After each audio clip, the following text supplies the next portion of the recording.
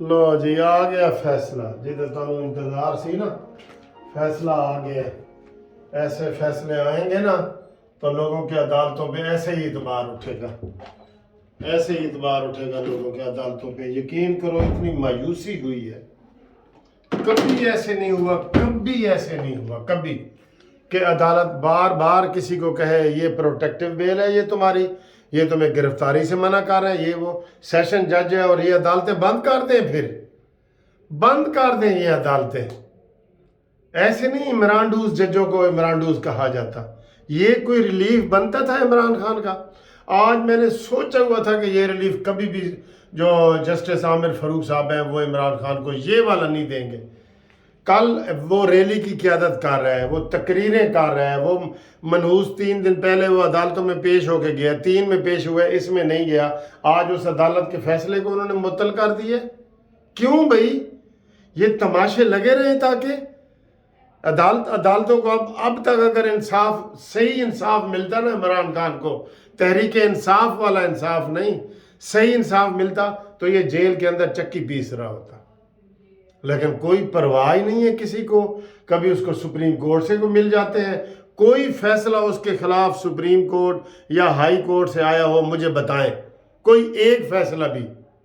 اور رانا ثناء اللہ آج 1 تاریخ پہ نہیں گئے، اس کے وارنٹ گرفتاری جاری ہو گیا ہے۔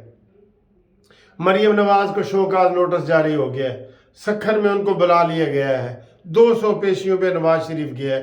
یہ عجیب ہی عدالتیں ہیں، یہ عجیب ہی کینگرو کورٹس بنی ہوئی ہیں۔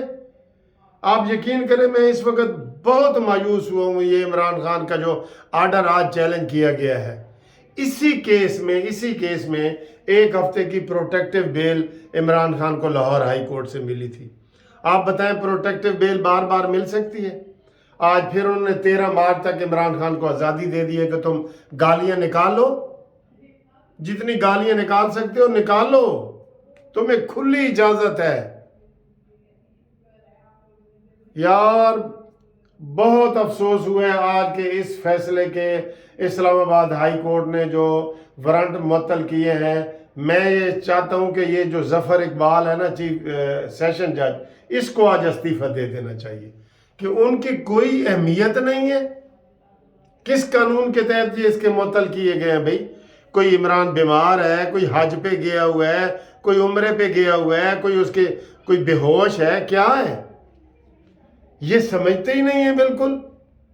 ٹی وی چینل والے بچے کو پتہ ہے کہ وہ فراڈ کر رہا ہے، دھوکہ کر رہا ہے، اور وہ روزانہ تقریریں کر رہا ہے، لوگوں کو لہو گرما رہا ہے، اور یہ تماشے کر رہا ہے، وہ پولیس کے قابو نہیں آ رہا۔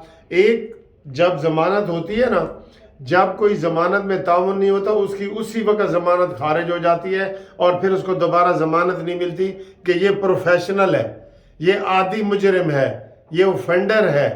لیکن ادھر جناب جتنی مرضی کر لو، چوکے چھکے عمران خان کے حق میں لگ رہے ہیں، پی ایس ایل جاری ہے۔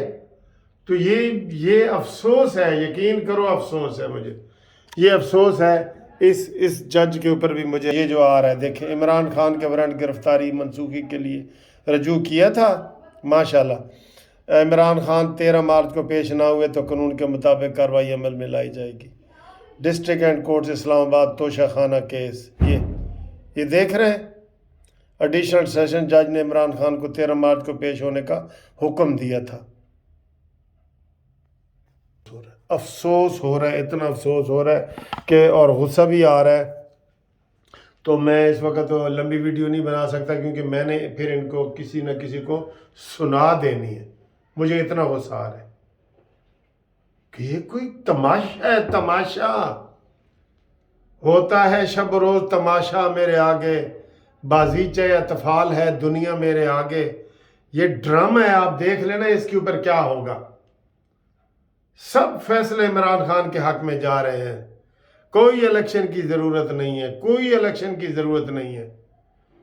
ہاں جی، عمران خان کو چیف جسٹس پاکستان لگا دو، اسد عمر کو چیف جسٹس اسلام آباد ہائی کورٹ لگا دو، فواد چودھری کو chief justice Lahore high court لگا دو، بس پھر بھی ایسے ہی فیصلے آئیں گے جیسے اب آ رہے ہیں۔